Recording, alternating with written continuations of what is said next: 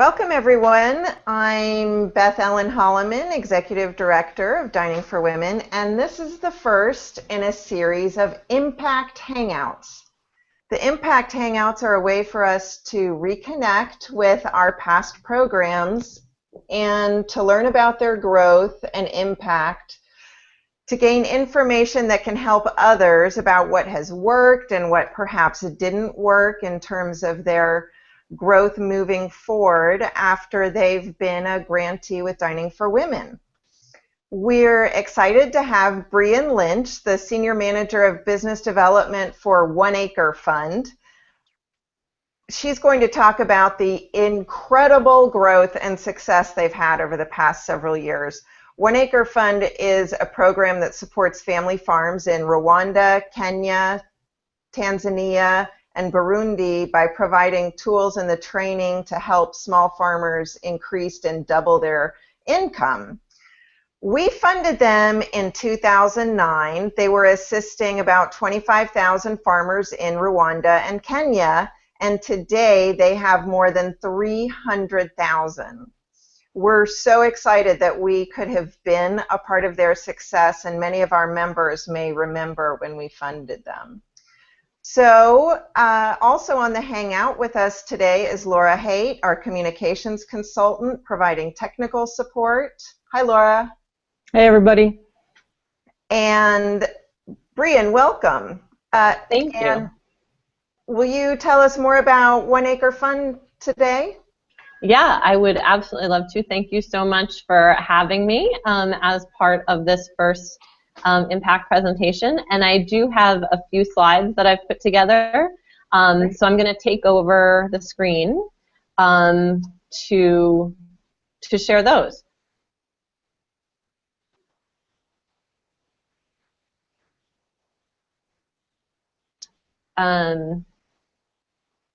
Great. So One Acre Fund is an organization that is focused on the problem of extreme poverty in East Africa.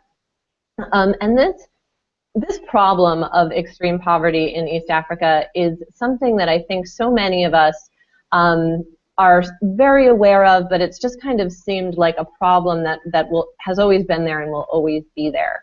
And I think this first slide talks to what we all think of and are aware of when we think about this problem. In the population we serve, 1 in 10 children dies before they reach the age of 5. And the majority of those deaths are hunger-related. And even among those who survive, about 40% are physically and mentally stunted, which means that these communities are being deprived of their greatest resources. But what is a little bit less well known about this problem is that 70% of the world's poor are actually farmers. So of these people who are unable to feed their families, the vast majority of them are people whose jobs it is to grow food. This picture here is a picture of a farmer named Gertrude and her 7 children. And she's actually the first farmer that our founder met when he was in Kenya exploring this issue. Gertrude is representative of most of the farmers we serve. Our average client is a woman, a mother of 5 children. She's the primary support of her family, and she farms about 1 acre of food. The reality of her situation is that there is a 3 to 6 month hunger period during which time her family doesn't have enough to eat. So they're skipping food, they're skipping meals, or they're substituting meals for 3 to 6 months out of the year, from the time their last harvest runs out until their next harvest. This struck our founder, and the whole purpose of our organization is that this is a catastrophe that doesn't need to happen. One Acre Fund is a new organization. We were founded in 2006. In 2006, we have all the technology that we need to make farmland more productive. We've had the technology and the information for decades, and it's just not reaching this population. This is a totally unnecessary catastrophe. And it's one that's happening solely because we can't get the information, the tools, and the resources to the people who need it the most.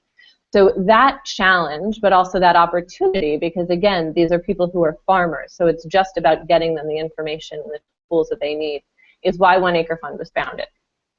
And that's what we do. We take these existing life-improving technologies, so seed, you see pictures of storage bags here, solar lights, all these solutions that for the most part already exist. And we deliver them to our clients on credit, which is also extremely important. The people that we serve tend to have absolutely no access to capital, so they don't have the capacity to make even small investments up front. So we deliver these things on credit, and crucially, we deliver them right to their door. Every single farmer we serve receives their input within 3 kilometers of their house, so an easy walk from their house. And then we train them on how to use these inputs, and also on market facilitation, which in this context is primarily about storage, holding on to their harvest until they can reach, until they can get a fair market price, or holding on to it for more of the year to feed their family. It's extremely important that all of these services are provided together. Each one is necessary, but for example, if there's no training on how to properly use fertilizer, for example, improper fertilizer use can actually harm yields.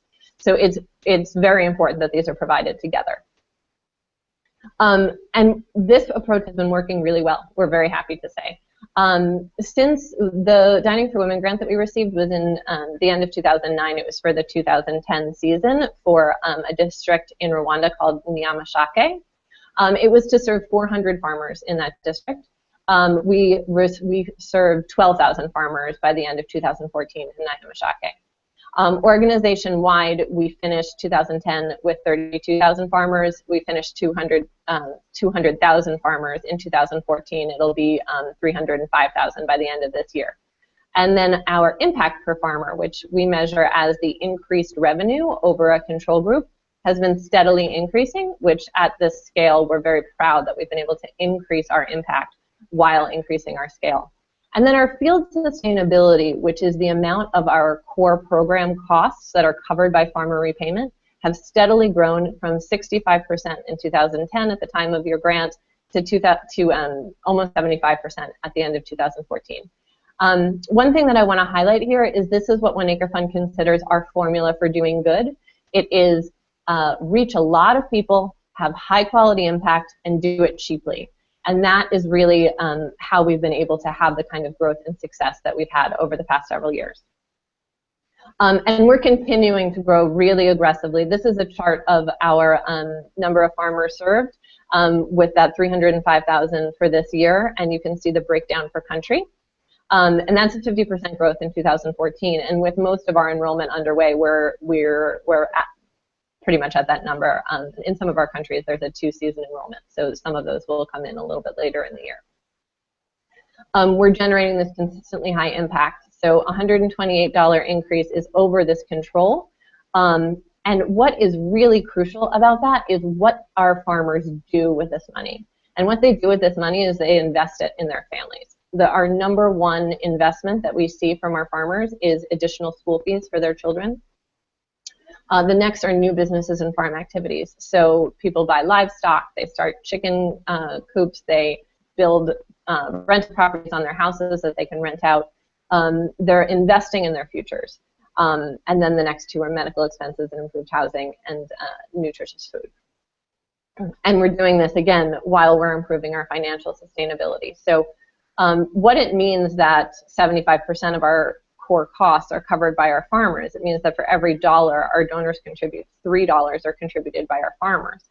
And that leads to the highest impact per donor dollar that we've seen in this context. Right now we have a 4.5 to 1 return on investment for our donors, and we're aiming for 10 to 1 by 2020. I'm going to leave time for questions, but I just wanted to talk a little bit about how we're going to have that 10 to 1 impact as we grow.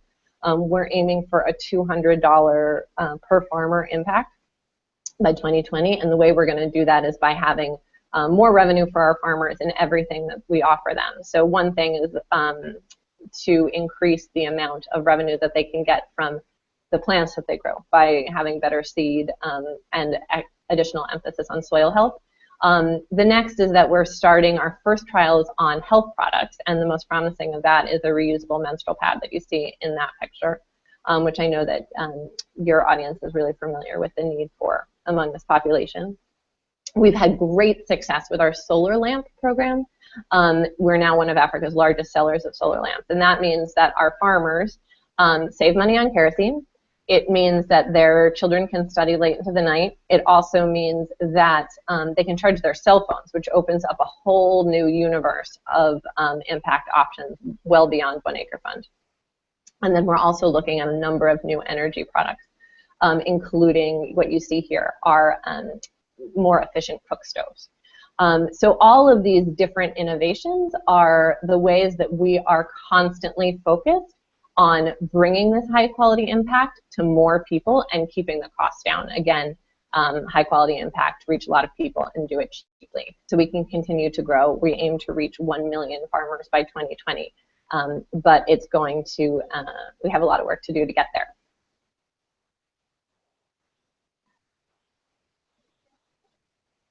And I will get out of the screen share. Thanks, Brian. That was, I'm just so impressed with what One Acre has been able to accomplish since 2009, and I have a lot of questions. Oh, great. I was wondering if you could tell us more about the social innovation funding that helped get you started and how that worked for you. Yeah, so we were really lucky. One Acre Fund was originally started as a business school project out of Kellogg in a social entrepreneurship class. So this idea of applying for a lot of social innovation funding was really in our original DNA. And we were lucky to win a number of prizes for social entrepreneurship and social innovation very early on, including from the Skoll Foundation. That allowed us to invest really heavily in the infrastructure, in whatever infrastructure was needed at the time, really.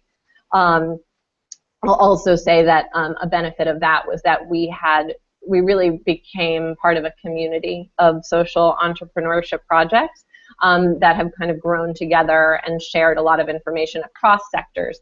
But having that flexibility from the start to invest in the kind of operational efficiencies that we needed to. And really, one thing I'm proud of is our great planning when it comes to growth. And that very much comes from that background, right? From a real business plan background that those kinds of funders really encouraged. Mm-hmm. It's really interesting that you talk about investing in your infrastructure up front, because I think that that's where many startup organizations, that's an area that many startup organizations neglect, especially in the nonprofit area. There's an expectation that volunteers can fulfill those roles, and that you can make do with very little. How did that, what difference do you think that made for you? Yeah, well, I think, one thing that I know is very different from other organizations that I've been a part of is from the very beginning we invested in measurement and evaluation. From day one, we've always been measuring our impact, the 3 impacts that I kept talking about. We've been measuring since the beginning pretty much the same way, which has been crucial in guiding our program, number one, of course, because we don't want to be investing in any interventions that aren't having the intended impact. The other is that from a fundraising perspective, it's been so important. As I was saying, this is a problem that people care about, but I think sometimes people's eyes just glaze over because, of course, it's terrible, but what can you do? To have information from the beginning about the impact that we're having has been really effective in kind of starting an engine of sustainable funding, really. Mm-hmm. So I would say that M&E is the number one thing that we did. The other is our primary infrastructure investments outside of programs were around things like finance. I mean, you can imagine that collecting repayment from all of these farmers is a huge was a huge operation. It still is. It's a large part of what we do. Getting those systems right from the beginning has been crucial. Mm-hmm. and also all sorts of other corporate operations. We were lucky to have volunteers to do some things early on. I was a volunteer as a fundraiser early on. But when you're dealing with volunteers, myself included, there's always going to be those other priorities that are pulling them away. So we really needed to invest in those critical elements from the start. Mm-hmm. It's great that you have such talented staff. About how much of your staff lives abroad?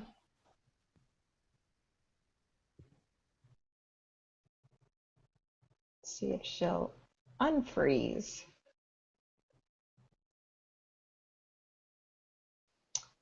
Well, the next question. Oh, I've got you back. Oh, there you are. Okay, great. I lost you. I'm sorry, but I'm back. Did you hear my question? I did not. Okay, I'm going to move on to another question that I have written down here because for time. So you gave some really amazing hunger statistics. 70% of the world's poor are farmers, and the number of children who are starving. Have you seen, since you've begun, have you seen those statistics change in the areas where you serve? We absolutely have, and despite our huge growth, we'll be 300,000 farmers this year. There are 50 million farmers in East Africa who need our help. So we haven't tipped the scales yet. But what we do see is that the farmers in the districts where we work have such a surplus that they're able to feed their communities. It was often the case in the past that there was just no food around for 3 to 6 months of the year. That's no longer the case to some degree where we're working. We're also working with a number of governments on their agriculture extension programs, which is allowing us to reach a much greater number of people. There's an additional 500,000 farm families that we reach through our partnerships with governments. And that is having what we're seeing anecdotally, and we're beginning to do some longitudinal studies on this, is that the productivity of the farmers throughout the communities where we're working, not just the ones who are involved in our program, their productivity is increasing as well as they see the improved agriculture methods. Mm-hmm. Okay, that's great. That's fantastic. And I just have a couple something that you pointed out, the importance of cell phones. And I think that is an issue that we see with all of our programs, is the importance of cell phones. So can you address that? Yeah, absolutely. Actually, this year, 2015, our Kenya program, which with Rwanda is our tied for largest, all of our repayments will be done via mobile phone. It's such a leapfrogging technology, right? But there isn't an electricity infrastructure where we work. So because our farmers can use their cell phones, despite the fact that they don't have electricity, because they now all have solar lights that charge their phones, they now have access to banking for the first time in their lives, which is great for us. It increases our efficiency, but it has a much larger impact for them. That's fabulous. I have so many questions for you that I want to keep you on for an hour, but I'm so excited that we were able to share with our members where you are now, because that's just, it's really incredible to go back into the past, to meet with one of our early programs, and then to see what you've become, such an incredible success, making huge change in the world. So thank you for what you do, and I'll look forward to having a long relationship with you and One Acre. Thank you so much. Thank you so much, and thank you so much for believing in us early on and seeing something in what we were doing. We really appreciate it. All right, thanks, Brian. Take care. Thanks.